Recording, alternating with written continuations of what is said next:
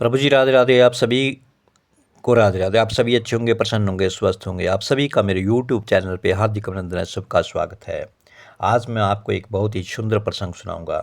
जब हम आप लोग हमारा घर मकान हमारा भवन बन करके तैयार हो जाता है तो हम आप लोगों ने देखा होगा, लोगों के घरों पे ऊपर देखा होगा, भले ही हमने अपने घर के ऊपर लगाया नहीं लगाया होगा, एक बड़ी बड़ी मूँछों वाला एक फ़ोटो होता है, मुँह खोला हुआ उसका और जीभ भी बाहर निकली हुई, जिसे हम आप लोग जैसे कहते हैं कि नज़रबट्टू। वो भी हो सकता है, उसके भाव से भी कहते हैं, लेकिन वो असल में था कौन? वो लगाया क्यों जाता है? किस लिए लगाया जाता है? वो कौन था? इसी के ऊपर ये छोटा सा प्रसंग है। इसको अवश्य आप लाइक करेंगे और मेरे चैनल को सब्सक्राइब भी करेंगे। तो ये कौन था? ये स्वयों को खा जाने वाला एक शिव गण था। इसका नाम था कीर्तिमुख। भगवान शिव का ही गण था ये। आप सबने भारत, विशेष करके दक्षिण भारत में के घरों में ज़्यादातर ये देखने को मिलता है। अब तो हमारे इधर उत्तर भारत में भी लोग अपने घरों के मुख्य द्वार के ऊपर छत के ऊपर लगाते हैं इसको। तो मंदिरों के ऊपर लगाया जाता है, स्थापित किया जाता है। इसकी भावनिक आकृति को अवश्य देखा होगा, आपने देखा होगा लोगों के घरों के ऊपर, मंदिरों के ऊपर। हालांकि पहली बार इसे देख करके ऐसा लगता है जैसे ये कोई असुर हो, किंतु वास्तव में ये भगवान शंकर का एक गण है जिसका नाम है कीर्तिमुख। इसे देवताओं के भी ऊपर स्थान दिया गया। इसको स्थान जो दिया गया, देवताओं के ऊपर भी दिया गया है इसको, इसका स्थान। इसे हम कीर्तिमुख कहते हैं। जब हम भगवान शंकर की पूजा करते हैं, उसका अभी जलाभिषेक करते हैं भगवान शिव का, तो वहाँ पे उन सभी गणों की पूजा की जाती है। जैसे कीर्तिमुख की पूजा की जाएगी, वीरभद्र की पूजा की जाएगी, कार्तिक की पूजा की जाएगी, ऐसे ऐसे सभी गणों की पूजा की जाती है। तो पुराणों में कई स्थानों पर कीर्तिमुख की कथा आती है। किंतु कीर्तिमुख के विषय में जो सबसे प्रसिद्ध कथा है वो है जलंधर से जुड़ी हुई। आपने जलंधर के बारे में सुना होगा। जलंधर कौन था? वो भगवान का शिव का ही अंश था वो जलंधर भी। जलंधर की उत्पत्ति महादेव से ही हुई थी, इसलिए वो उनका ही पुत्र कहलाया। हालांकि जलंधर इस बात को नहीं जानता था कि मैं भगवान शंकर का पुत्र हूँ। इसलिए अज्ञानतावश उसने क्या किया, उसने माता पार्वती के ऊपर कुदृष्टि डाल दी, गलत दृष्टि डाल दी। उसने अपना एक दूत जिसका नाम रोनू था उसे महादेव के पास भेजा कि मुझे पार्वती को सौंप दो। कुछ स्थानों पर ऐसा वर्णन है कि जलंधर ने राहु को महादेव के पास भेजा दूत बना करके, ताकि वो महादेव के मस्तक पर स्थित चंद्र को खा जाए, क्योंकि राहु का भी सिर ही था, मुख्य ही था। वो दूत महादेव के पास पहुंचा। अब मान लो वो रोनू था या राहु था, जो भी था, लेकिन जब वो महादेव के पास पहुंचा और उसने महादेव से कहा कि वो अपनी पत्नी को उसके स्वामी जलंधर के हवाले कर दे। अब जब इतनी बात महादेव शंकर ने सुनी उसके मुख से, तो इससे क्रोधित महादेव ने अपना तीसरा नेत्र खोला, गुस्सा हो गए। और जब तीसरा नेत्र खोला तो उससे रक्त की एक धारा निकली। उस तीसरे नेत्र से जब धारा निकली, उसी धारा से एक विचित्र जीव की उत्पत्ति हो गई।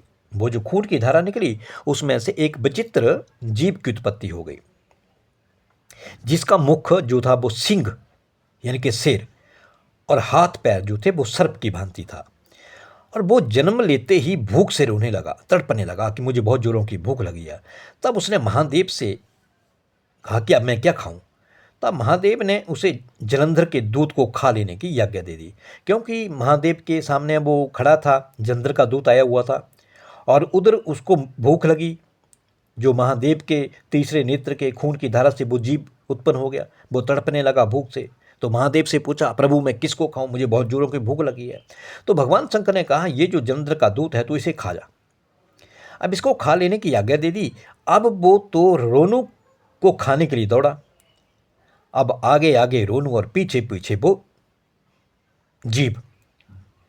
उससे डर करके रोनू तीनों लोकों में भागता रहा, भागता रहा, भागता रहा, और पीछे पीछे वो गण भगवान शंकर की जो तीसरे नेत्र से निकला था वो जीव उसके पीछे पीछे भागता चला गया।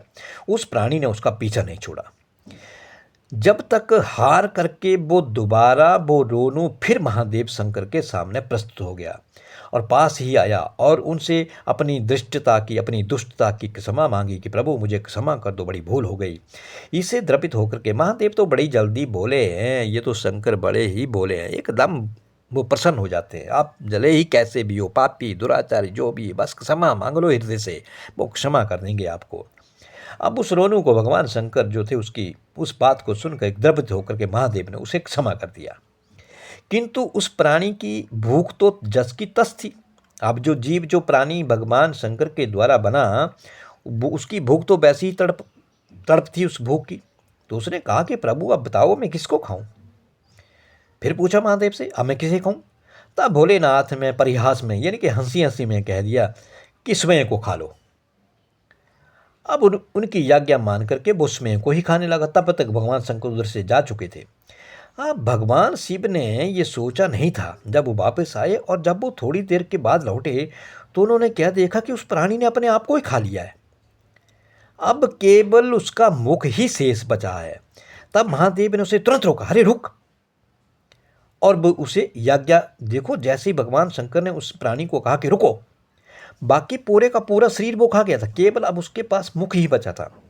और जैसे ही भगवान ने कहा कि हरे रुक, और वो प्राणी रुक गया। उसने याज्ञा का पालन से बड़े प्रसन्न हुए। जैसे याज्ञा की और वो रुक गया, भगवान शंकर उसकी इस पालना से बड़े प्रसन्न हुए। उन्होंने उसका नाम रखा कीर्तिमुख। तू मेरा ही गण होगा कीर्तिमुख, जिसने मेरी हर एक याज्ञा का पालन किया है, अर्थात यशस्वी चेहरा। उन्होंने उसे अपने भवन की सुरक्षा के लिए द्वार पर नियुक्त कर दिया। भगवान शंकर ने दरवाजे के ऊपर उसे स्थापित कर दिया। किंतु ये समस्या जस की तस थी कि अब उसे खाने को क्या दिया जाए, क्योंकि उसकी भूख तो वो वैसे ही बढ़ती चली जा रही थी। उसको स्थापित तो कर दिया एक जगह, लेकिन समस्या जस की तस थी। अब उसे खाने को क्या दिया जाए, क्योंकि उसकी भूख तो असीमित थी, बढ़ती ही जा रही थी। तब महादेव ने उसे समस्त संसार के पाप, लोभ और बुरी जितनी भी गलत नियति थी, चीज़ें थी, उन सबको खाने को कहा। यानी कि पाप हैं, लोभ है, द्वेष है, बुरी नीयत है, घृणा है किसी के प्रति, इन सबको खाने के लिए आदेश दे दिया कि ये जो आएंगी तो इनको तू खा जाना। अब वे जानते थे कि जैसे कीर्ति मुख की भूख असीमित है, उसी प्रकार संसार में पाप, लोभ और बुरी नीयत भी असीमित है। ये भी बढ़ती जाती है। हमारे मन के भीतर हम पाप करते जाते हैं, हमारे भीतर लोभ बढ़ता जाता है, हम ये भी पालें, हम वो भी पालें, ये चीज़ें हमारे अंदर लोभित हो जाती हैं, तो ये पाप ही है। दूसरों के प्रति हमारे मन में द्वेष आ जाता है, ये भी पाप है। कीर्ति मुख, उसी दिन से कीर्ति मुख को लोग मंदिरों और अपने घर पर लगाने लगे, ताकि वो उस ओर आने वाली सभी बुरी शक्तियों का भक्षण कर सके। तभी लगाते हैं लोग इसको कि जो बाहर से बुरी आत्माएं आएंगी, जो पाप आएंगे, दुराचारी आएंगे, जो द्वेष होगा, जो लोभ होगा, वो पाप होगा, वो नीति होगी, इस सब को वो कीर्तिमुख जो ऊपर घर के ऊपर लगा हुआ है वो जो है वो खा जाता है, बुरी शक्तियों का भक्षण कर लेता है। इस विषय में हमें एक कथा मत्स्य पुराण के अध्याय 251 में भी मिलती है, जिसके अनुसार जब महादेव ने युद्ध करे अंधकासुर का वध किया तो उनके सफेद की एक बूंद पृथ्वी पर गिरी, जिससे भयानक मुख वाले एक गण का जन्म हुआ। उसे जोरों की भूख लगी तो उसे महादेव ने पूछा कि वो किसे खाए। महादेव को उसने पूछा कि अब मैं किसको खाऊं। तब महादेव ने उसे अंधकासुर की बची हुई सेना का भक्षण करने को कहा। उसने ऐसा ही किया, किंतु उसकी भूख फिर भी नहीं मिटी, सारी सेना को भी खा गया। जब उसकी भूख नहीं मिटी तो अज्ञानता बस वो महादेव को ही खाने दौड़ पड़ा। तब भोलेनाथ ने उसे पृथ्वी पर लिटा दिया। सभी देवताओं को उस पर बैठने को कहा। चूंकि उसके शरीर में देवताओं का वास हुआ, इसलिए उसे पवित्र माना गया। इसे ही वास्तु देवता कहा गया। आपने देखा होगा वास्तु देवता का फोटो। और आज हम गृह निर्माण में जिस वास्तु देवता की पूजा करते हैं वो यही कीर्तिमुख है। तो इस प्रकार महादेव के प्रति अपनी आज्ञाकारिता ने कीर्तिमुख को देवताओं से भी ऊपर उठा दिया। कीर्तिमुख हमें एक और संदेश भी देता है कि यदि हम ईश्वर से साक्षात्कार करना चाहते हैं तो हमें निश्चित रूप से अपने पाप, लोभ और बुरी नियति का त्याग कर देना चाहिए, तभी हमें प्रभु की प्राप्ति होगी, अन्यथा नहीं। तो आपने इस प्रसंग को सुना कि कीर्तिमुख कौन कैसे बना। ये हमारे आपके घरों के ऊपर जो लगी हुई मूर्त जो होती है, जो फोटो होती है, बड़ी बड़ी मूँछों वाले, मुंह को खोले हुए, बड़े बड़े दांत और जीवा बाहर निकाली हुई, ये कोई बुरी शक्ति नहीं है, ये देवताओं में सबसे महत्वपूर्ण है, जिसे हम भगवान शंकर का गण मानते हैं, और ये है कीर्तिमुख। और एक दूसरी कथा में हम इसे कहते हैं कीर्तिमुख के द्वारा जिसने यज्ञ की, कीर्तिमुख ही कहते हैं इसको हम, जो भगवान वास्तु देवता भी कहते हैं।